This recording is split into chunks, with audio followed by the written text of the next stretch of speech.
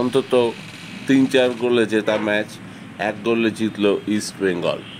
শনিবার যুবভারতীতে জামশেদপুরকে ১-০ গোলে হারল তারা, গোলদাতা টেমিয়ান্তিকস। তবে প্রচুর গোল মিস করাটা ইস্টবেঙ্গল কোচের মাথা ব্যথা বাড়াবে বলাটাই শ্রেয়। তবে জিতেছে ইস্টবেঙ্গল, শেষ পর্যন্ত ৩ পয়েন্ট এসছে, ব্যাক টু ব্যাক দুটো জয়। ইস্টবেঙ্গল এখন লিগ টেবিলে ১০ নম্বরে। মোটামুটি অস্কার ব্রুজা দলটাকে হাতে পাওয়ার পর থেকে চেষ্টা চরিত্র করে ওপরের দিকে টেনে তোলার চেষ্টা করছেন। তবে ফুটবল মিসের খেলা, ফুটবল আবার স্কোরিং করার খেলা।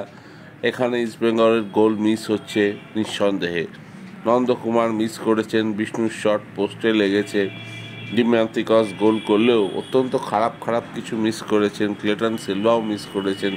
তবে পুরো দলটা কিন্তু লড়াই করছে, আগের থেকে অনেক বেশি মাইন্ড পজিটিভ দলটা, এটা দেখে মনে হচ্ছে। আর অস্কার মোটামুটি আগ্রাসী, ছকে বিশ্বাসী। তিনি বিশ্বাস করেন ১ পয়েন্ট পাওয়ার জন্য ইস্টবেঙ্গল ক্লাব খেলে না, খেলে ৩ পয়েন্ট পাওয়ার জন্য, এবং এটাই দলের রন্ধ্রে রন্ধ্রে ঢুকিয়ে দিয়েছেন।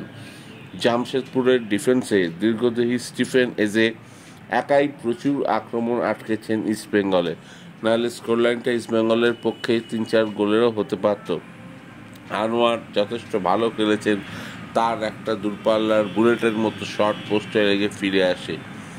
তবে বিষ্ণু আবার ম্যাজিক দেখালেন, পাঞ্জাবের বিরুদ্ধে অসাধারণ খেলেছিলেন। আজও তার পায়ে বল পড়লে ত্রাহি মধুসূদন উঠেছে বিপক্ষ রক্ষণে, আঁকশির মতো বল টেনে নিয়ে গিয়ে ছেড়েছেন, ডিস্ট্রিবিউট করেছেন, গোল করিয়েছেন।